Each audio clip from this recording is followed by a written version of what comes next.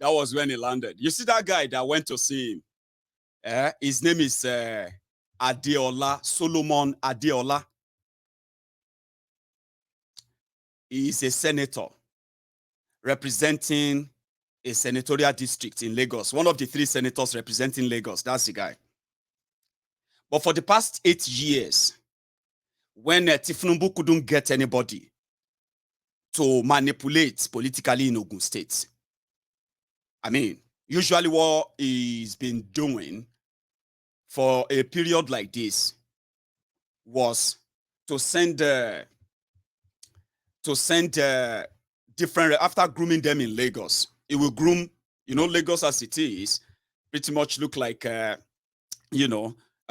who rule Lagos are mostly not from Lagos. Are you with me? They are from Ijebu in Ogun State. They are from Egba. They are from Ekiti, Oshun. They are from Kwara, all over the place. Even Tinubu himself is from Iragbiji. So what they have been doing was that they will groom them he will give them an appointment, then he will send them to their states to go and disrupt the political space there and contest to become governor. Once you become governor, you will open the gate for every other Tinubu's agenda to flood into your state for a period like this. Because he's always wanted to be president. No joke. He said it is his lifelong dream. So in Lagos, most of those who are representing them politically, they are not from Lagos State. Okay? They are not real Lagosians, so to say, as you put it. So this Adeola is from Ekiti State. So in 2000 and I think it was 2007, from 2007, they sent Fayemi, they sent him to Ekiti. They sent Aregbe Mugbo, they sent that one to Oshun. They couldn't penetrate Ondo because Mimiko was there. They couldn't penetrate Ogun because Benga was there.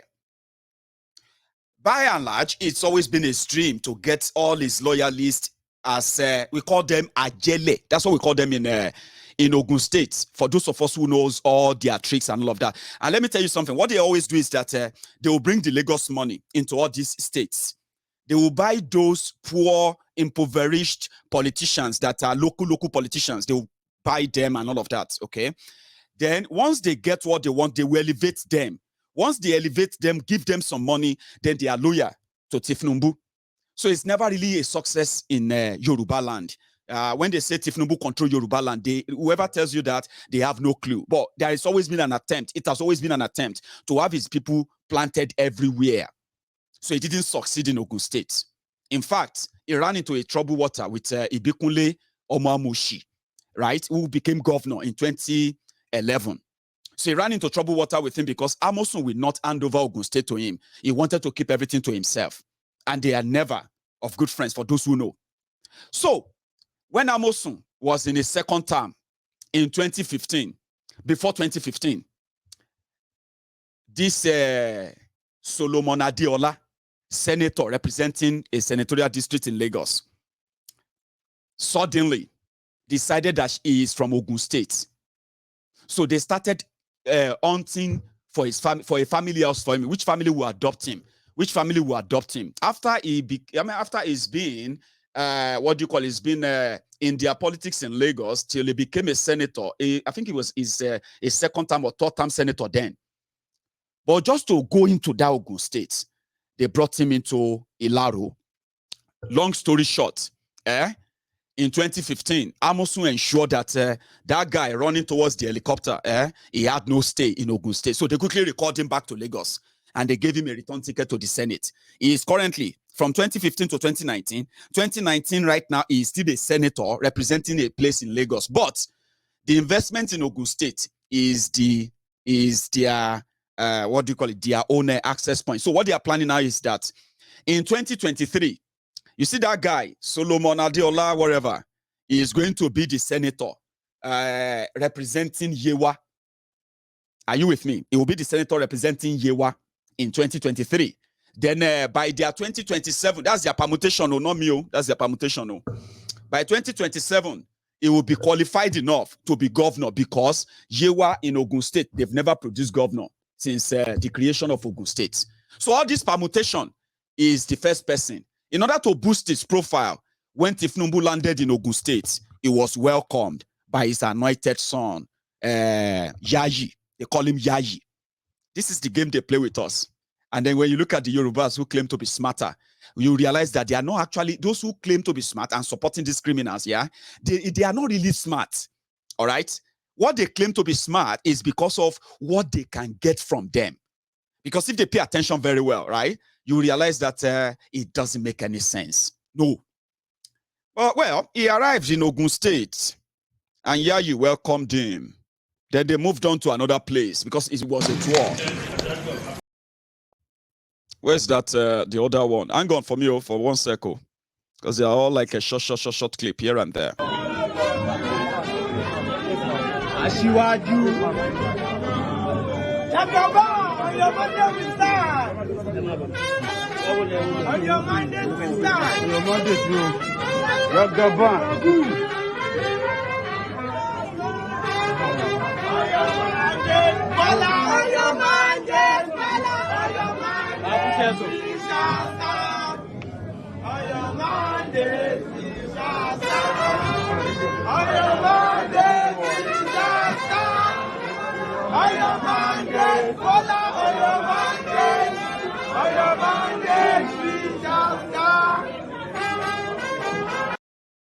Lori Iro, Lori Owo.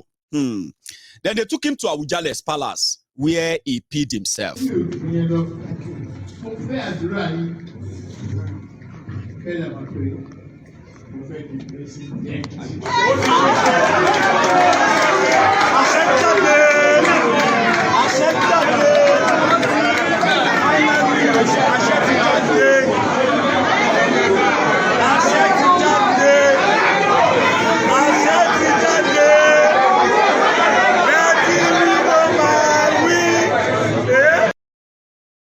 Yes. You see, owó ni o. For those who sabi o. You see that trip, everywhere he stops, he gives them 5 million naira. Oku 5 million naira every stop where he stopped, right? They will give them 5 million, including all those obas, the palaces. Chicken change. Peanuts, because it is the moment right now. Everybody will be coming for their blessing. So if you go to Awujale's palace, Osha Jebu, you see how they make us, how they deceive us, and then how they try to psychologically intimidate us. If you go to Oni's palace and they take you to Ile Oòduà, they believe that whatever you say there is going to come to pass. In fact, we have people who were bragging when I was growing up. There are people who were bragging then that the reason why Babangida cannot die, the reason why Babangida, the reason why Babangida is a Maradona, every time they try to overthrow him, he always wins. Every time is because Oba Okunade Shijuade took Babangida into Oòduà, Ile Oòduà, and therefore nothing we then do to Babangida will hurt. No assassin, nothing where you say to Babangida will work. That kind of myth is what was playing out there in that video inside Awujale's palace, Orisha Jebu. They don't know that us in Jebu, we know and we respect our own Awujale. You know why we respect Awujale a lot? It's not because this tool, well, in fact, I'll say something about that later. Let's put it this way. They brought him in and they told him that this is Ile Jebu, Orisha Jebu. Tinubu, Tobati Debe. Once you get there and you are talking, just say it to Awujale that you want to move the president. Just say it, Ashema Guni. That's why some people are saying, it will come to pass. You will be president. Yes, and that. Oh, na money. Ibiti ọ̀rọ̀ àwọn èèyàn wa tó bà mí nínú jẹ́ dé, tó gbà mí lójú tì fún wọn nìyẹn. Nígbà tí when Gbenga Daniel was governor, it is so unfortunate when Gbenga Daniel was governor. And the reason why we say sometimes our keeper of the custodian of our tradition and our culture, they must know something that Tomode Obabaton, Omode Aba Aroba Deni Baba Iton. Some of the kids of yesterday, some of us are grown up now, seriously grown up. And we are not just grown up, we've grown up with a lot of information that not until later life that we were able to process them to feel like, how, why? When Gbenga Daniel was governor and they were doing the abracadabra, they were looting here and there, stealing here and there, doing substandard roads here and there, Ijebu land came under serious criticism. That's what happened. They were holding Gbenga Daniel. Gbenga, you come here every year, every Ojudi Oba. Look at Ijebu. Look at our roads. Every time it rains, every home, everywhere will be flooded. This is Ijebu. This is where Awujale lives. How could it be this way? You are supposed to be from Omu. Your mother, Gbenga, your mother is from Omu. Omu Eleni. Even if your father is from Makun in Shagamu. I don't know if that's right anyway, but his dad is from Shagamu. You, Gbenga Daniel, you come here all the time. Look at Ijebu. Do you know what Gbenga said? Gbenga said, I understand your frustration, everyone who is complaining. But if you want to know what happened to the roads in Ijebu, why there are no roads in Ijebu, why there are no good drainages in Ijebu, you might need to ask Awujale. I won't say more than that. We only figure out later that all the roads in Ijebu that Gbenga Daniel awarded for reconstruction, for rehabilitation, and the rest of that, the companies they gave the job to was the company that is owned by Awujale of Ijebu land. So some of us are grown up now. Now seeing Tinubu inside Awujale's palace. Not that Papa said anything, no. He's always very kind of smart with the way he deals with them. For some of us who have been to the palace, and for some of us who have actually followed dignitaries to the palace before, I will tell you this. Awujale, the way he deals is that he doesn't care about whatever you want to do or what you don't want to do. Once you come in with the goodies, he has a prize. Give it to him, do all your display in the palace, take pictures, do your photo op and the rest of that. Once you leave, he's expecting the next person.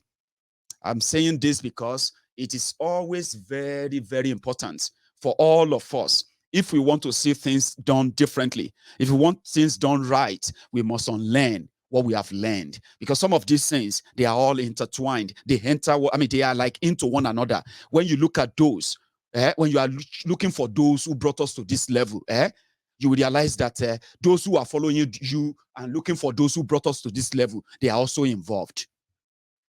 That's why I said that I will never 100% come on social media and blame other people for our problems. Gbenga Daniel said that Awujale is still alive.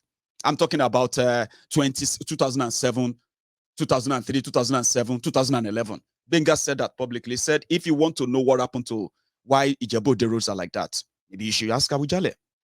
We are not going to pay for the construction or reconstruction of Ijebu twice. So seeing Tinubu walking about and doing all of these things, I see them as insults. And you see, the way you will get to know that the royal fathers, the royal stools in Nigeria, as it is, they cannot help anybody. When we get up sometimes, when we stand up sometimes and say, what are the Obas doing? Our royal fathers, why are they not speaking up? You are saying that out of either emotion, ignorance, or I don't know. Because right before our eyes, we know that the system in Nigeria doesn't recognize any of your royal tools. The reason why they kept them, the reason why they still kept all your obas, your obis, your eredoas, and the rest of them, the reason why you still have them now is because they need them to continue to manage you, to continue to suppress you. Every little thing they can use to keep you in check, in line, they need them. That's why they put them there. And guess what? To add sort to injury, right? Tinubu and gang, they don't have any respect for those sets too. No, it's all for political show off. They don't have any respect for them. as Awujale Palace, as big as Awujale is, as historically in Yoruba land, I mean, especially in Ijebu land, Awujale Palace is under the local government. Ordinary local government chairman, can tell Awujale, the Awujale of Ijebu land of today, that he's been removed as Awujale. Ijebus will scream, Ijebus will fight, Ijebus will do all of that. But if they mean it, trust me, though, some said they will never dare. I like that. You know, when things never happened, you can always say it will never happen. But I'm telling you this, by law, ordinary local government chairman can remove Awujale by a single letter. And before you know it, there is no Awujale there anymore. That's how ridiculous they have ridiculed your tradition, your culture, your everything that you probably hold dear. Things that you probably thought they were powerful, they were important, things that we could touch, but they are not. All right. They are not. They are just for political exigencies, political show off. And it is insulting. I have to say this. It is completely insulting. Historically, these were people that we believe that they were supposed to be kings and kings in kingdoms. People were supposed to know the pulse of the people, what people should have and the rest. In fact, politicians should be under them normally, but they were never given any choice. They were dragged into it, and guess what? They are part of Nigeria. You can never get away out of them. And this is the time that I hope they will have the courage enough to tell those who come to their palaces and tell them that election is not the solution. So, Tinubu, a sick man, wants to be president of a divided, poor, terrorized country. A country with the highest number of unemployed people. When they asked him, we have almost 40% people unemployed in Nigeria. And he was shocked. He was like, 40% people unemployed? Recruit! 50 million youths into the army. What are they going to eat? Cassava, àgbàdo, corn. They are grown here. It's a case of demand and supply. We need to recruit them to now. One not in Tosara. Chenizo Tosara. They want to spray tele bi oku. When you say spray this thing, because you know that corpse may be smelling and all of that. So spray. So they will have to be carrying a poo bag for him. They will have to be changing his diaper. Number one, he no get sense. Number two, it's not healthy. Number three, something is wrong with you. If you think telling you this is because we hate him. No, you don't like yourselves. You don't even like him. You know, see, this will not be say anybody they do Tinubu. Number one, the guy is not 69 years old. Okay? He's not 69. They said that one of boy, I mean, political age. Whatever. You cannot cheat nature. You can't. So even if I personally knows that is intelligently bereft, is not an intelligent person. It doesn't have that intelligence, it doesn't have that thinking capacity, right? To lead a WhatsApp group for 12 hours a day. Not to talk of leading a country. That is a red flag. It is. And if you are not doing this because they have messed up with your brain, Nigeria did us bad. Oh God. Ladies and gentlemen, Nigeria did Nigerians bad. Somebody was telling me today, and he said, the educated people, the supposed educated people, they are the ones promoting these lifeless rogues, speaking English, speaking grammar, designing posters, designing this, saying,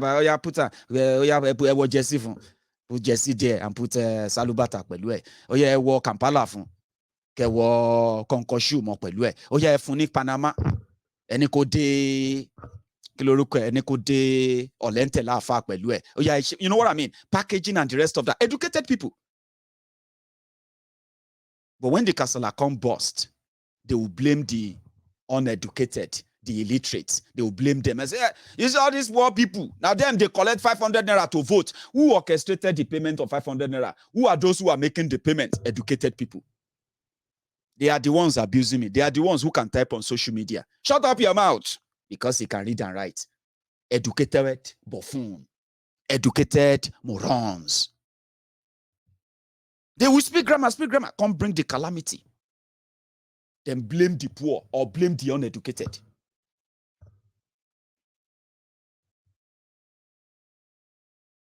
He's a sick man. You should ask. And if leadership is anything at all, like they say, by now, are you saying that he is not, for any reason, groomed anybody? That could be in a position to, because they say, health is wealth. He is not healthy. See, my problem with some of you educated people, what you do, the worst things you probably collaborate with and back or defend is why you have that Nigeria there, that you are promoting your ancestors, all of you, as educated as you claim to be, as intelligent as you claim to be. You are speaking grammar on social media, analyzing Tinubu. Somebody told me, said, if you know the worst thing that all these wearies that claim to be educated, all these wearies, if you see what they do behind the scene, you will understand why Nigeria will continue to be ruled by ancestors, by demented people, by sick people, by psychos and narcissists and what have you. Somebody said, they said that there's this man, well, a lot of gist.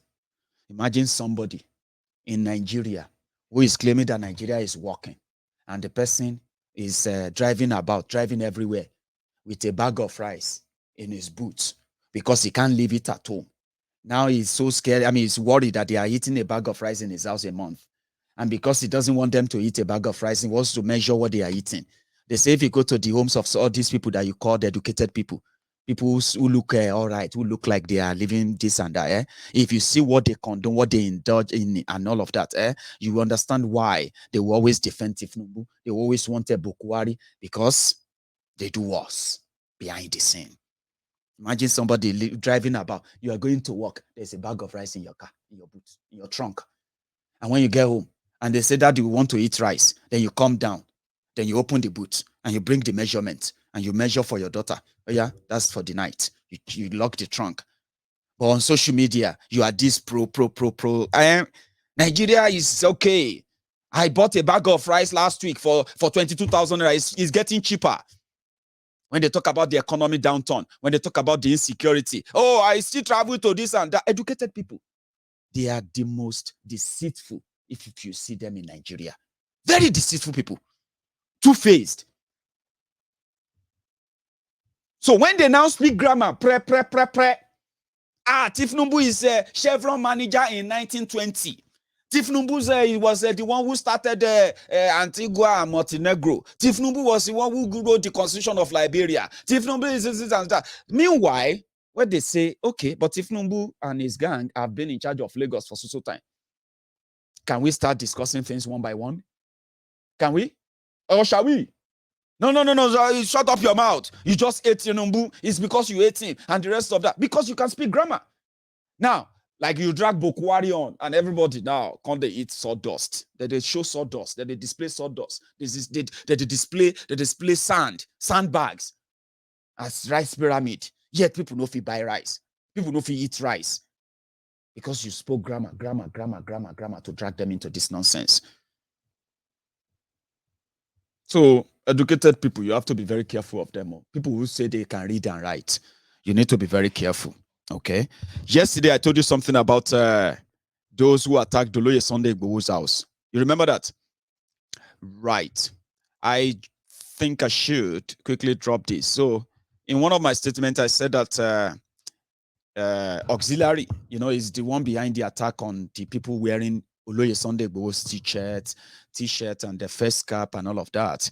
Auxiliary thugs who are loyal to Seyi Makinde, the governor of Oyo State, were fingered in that attack. One person was killed, okay? So yesterday I said that it was APC that got him out. No. In fact, they said Ajirebi was the one who locked auxiliary up for murder.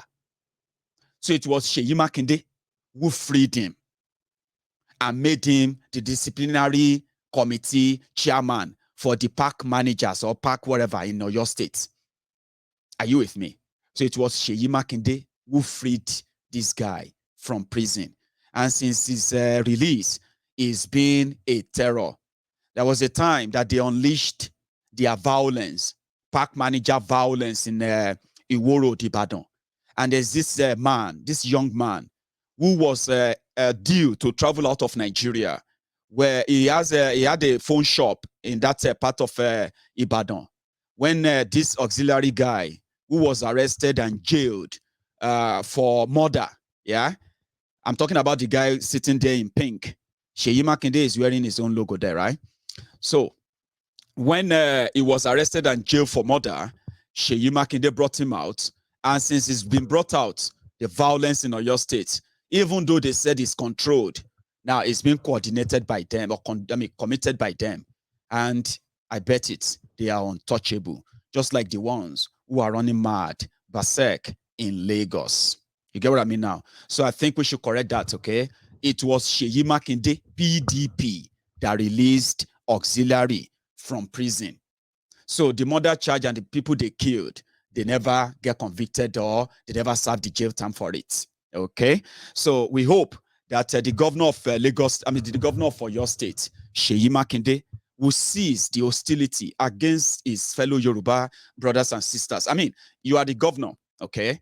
Whatever it is right now that you think the Yorubas and the young Yorubas are demanding for, whatever you think is going to cost you or cost you in your political whatever in 2023, what you are doing now is even going to damage it more. Okay, I have to say this to you. I kind of like Seyi Makinde. I don't know how. I can't hide that. Okay, I liked him not because he's your PDP this or APC that. I'll tell you, and I've actually told you that before. All right, when people came, when they came in, and then I revealed their policies and how much of those policies will impact the lives of the immediate people in Oyo State. That got me attracted to him. Okay, his policies on agriculture, his policies on education, his policy on his free education, free and qualitative education. I love that. Yeah, his policy on healthcare, his policy on security. Those were things that attracted me to him. But guess what? Is what do you call it? His policy on handling a situation like what we have right now has kind of put me off a lot, especially any plot that includes any disagreement or any kind of a disagreement that will lead to us killing anybody or getting people, harming people, right? That will put me off. Seyi Makinde has all it takes. You remember during the NSAS protest in Oyo State, when the rest of Nigerian governors were hostile and they were shooting protesters, mass arrest of innocent protesters and all of that, Seyi Makinde stood out. He said, protest is democratic. Protest is fundamental human rights. The protesters should be protected. They should be protected from anyone who wants to attack them.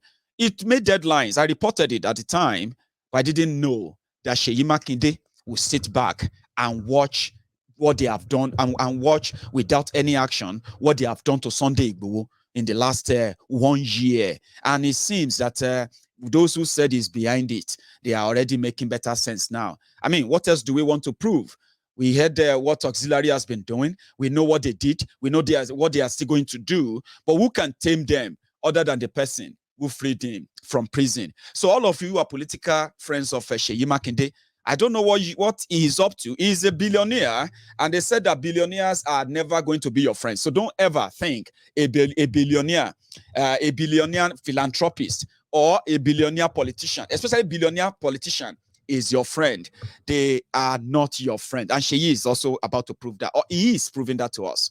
All right? Because if not, yeah, Sheyi of all people should know that Sunday Igboho deserved protection.